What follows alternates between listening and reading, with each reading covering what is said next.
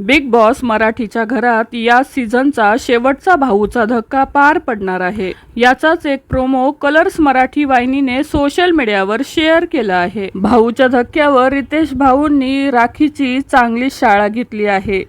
तिची चांगलीच कान उघडणी केली आहे। राखीच्या घरातील वागण्यावरून रितेश भाऊंनी राखीला चांगलंच खडसावलं आहे। रितेश भाऊ म्हणताना दिसणार आहे की राखी तुमच्यात जराही माणुसकी शिल्लक नाहीये का? एक स्त्री असून दुसऱ्या स्त्रीचा रिस्पेक्ट करत नाहीयेत। मागच्या आठवड्यात मी तुम्हाला सांगितलं होतं की या घरात फक्त इथल्याच गोष्टी बोलायच्या, बाहेरच्या गोष्टी बोलायच्या नाहीत। इथे एकमेकांच्या पर्सनल गोष्टी काढायच्या नाहीत आणि इतरांच्या कॅरेक्टर विषयी देखील बोलायचं नाही, हे मी तुम्हाला मागच्याच आठवड्यात सांगितलं होतं। राखीने बिग बॉसच्या घरात दीपाली आणि राकेशच्या मैत्रीवर भाष्य केलं होतं आणि त्यांच्या कॅरेक्टरबद्दल प्रश्नचिन्ह उपस्थित केलं होतं। हेच पाहून रितेश भाऊंनी राखीची कान उघडणी केली आहे। त्यांच्या मैत्रीबद्दल बोलण्याचा हक्क तुम्हाला कोणी दिला आहे? शेवटच्या आठवड्यात देखील तुम्ही लोकांच्या शिव्याच खायचं ठरवलेलं दिसत आहे।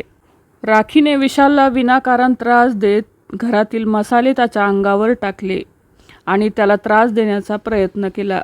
तिच्या याच वागण्यामुळे रितेश भाऊ राखीला चांगलंच सुनावताना दिसणार आहे। याबद्दल मला तुमचं काही एक ऐकायचं नाही, अशा शब्दात रितेश भाऊंनी राखीला खडसावलं आहे। तसंच तिकीट टू फिनालेमध्ये तन्वीने बाजी मारली आणि त्याचा मान तन्वीने पटकावला आहे।